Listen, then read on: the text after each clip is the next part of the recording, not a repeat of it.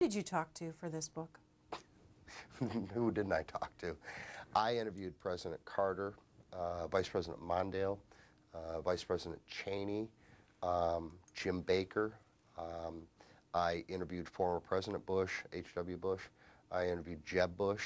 I interviewed Tom Brokaw, Dave Broder, John Sears, all Ed Meese, Peter Hannaford, virtually all the principal players who were still with us. Bob Shrum, interviewed Bob Shrum, from the Reagan campaign, from the Carter campaign and Carter White House, from the Kennedy campaign, and I interviewed John Anderson, and then also his running mate, former Governor Pat Lucey. And so I tried to, talk to as many people as possible who are still with us and gather as much oral history as possible. Mrs. Reagan, were you able to speak? No, I wasn't, but she has retired from interviews. But what she did do, which I will forever be grateful to Mrs. Reagan, was the 1980 files on the Reagan campaign are sealed at the Reagan Library because they haven't been collated yet. And they're still working their way because there are literally millions of documents associated with Reagan's life that are at the library. But she told the library to open them up exclusively for me to go through. So I was able to have exclusive rights to go through the 1980 campaign documents. And what did you learn from those documents that surprised you? It was, most of it was pretty straightforward, Greta, it was, the one thing was that, which was interesting, was that all of his inner circle, Lynn Nofsinger, Mike Deaver, Peter Hannaford, Dick Allen, Ed Meese, the others, they were all very modest men. They were all very focused on their conservative philosophy. They're all very focused on Reagan's conservative philosophy. There wasn't you didn't have campaigns where, at least this campaign, or these men, it wasn't about the celebrity consultants. They weren't obsessed with their own PR. They weren't, it was all very focused on policy and winning the campaign and making sure that Reagan, was always ready, prepared, that he was the best candidate, that they could put forward. Back to the phone calls. Atlanta, Daryl on the Democrats line. Good morning. Hi, good morning. Good morning. Happy Thanksgiving to both of you guys. Thank you.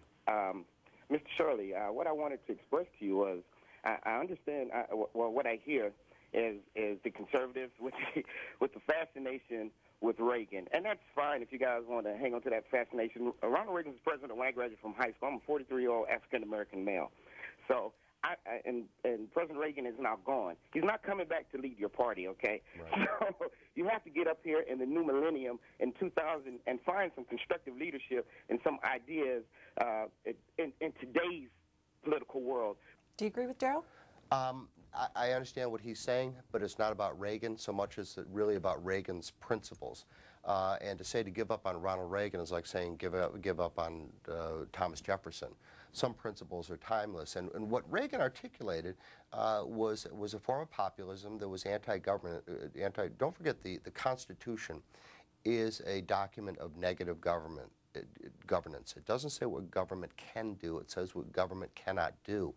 And we pretty much abided by that all through, from the time, the September of 1787, up until the New Deal, when government stepped forward to try to alleviate the problems of the Great Depression. And then the Republican Party signed on to the idea also that government could solve all these problems. So for that time period from the 30s up until the late 70s, both parties approached all the problems of America through the prism of government. The government could solve their problems.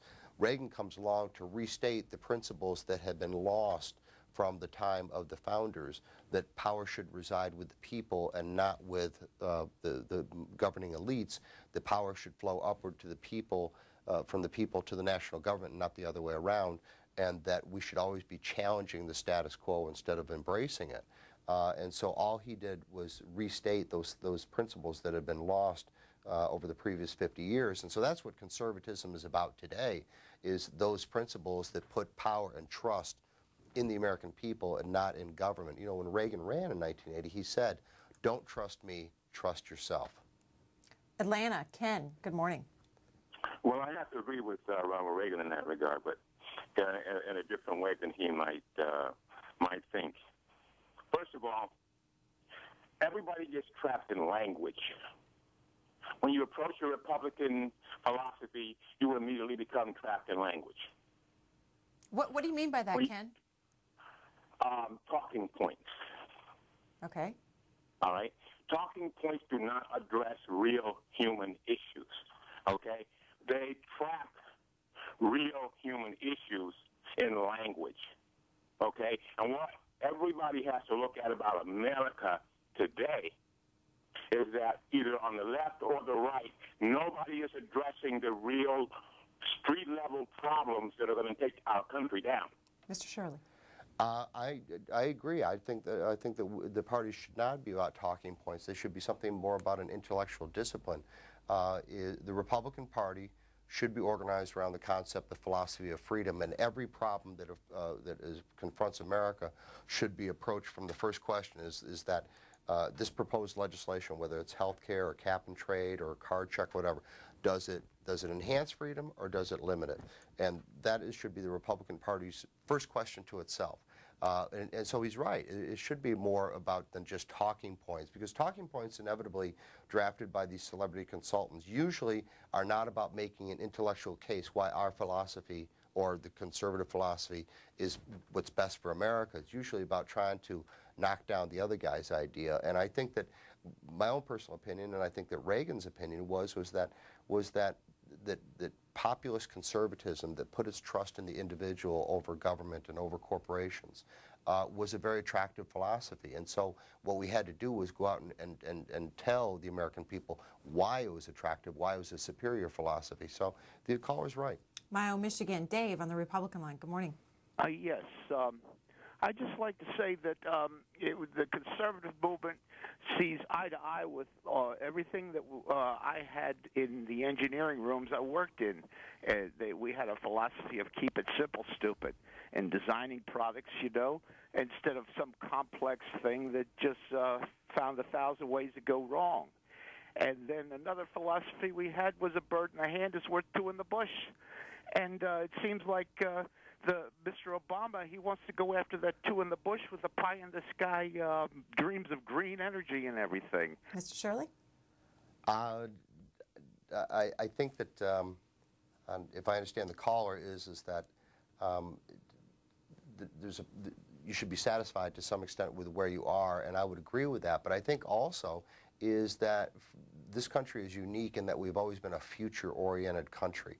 From the Democratic Party was the party of the future from the time of FDR, Happy Days Are Here Again, through President Kennedy, let's get this country moving again, up until 1976 when Jimmy Carter was elected. He immediately embraced an agenda which is interesting, which shows the comparison between himself and President Obama.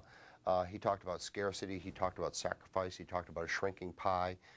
He talked about a future of scarcity and sacrifice, oil, energy, natural resources, things like that. Well, that American people don't want to hear that. They had never heard that before. They'd always heard about the manifest destiny and the opening up of the West, and it's a free country and limitless opportunities and limitless horizons.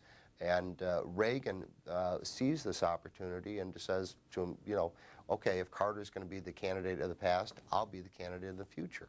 And so he starts to project an optimism about conservatism and how it can create opportunity for all Americans. And I think, too, is that is the other problem that President Obama is creating for himself, because with his health care proposal, with the other proposals that are coming from this administration, they're talking about scarcity and they're talking about limitation.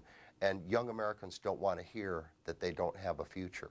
And so there's a great opportunity for the Republican parties to seize upon that. They haven't done so yet.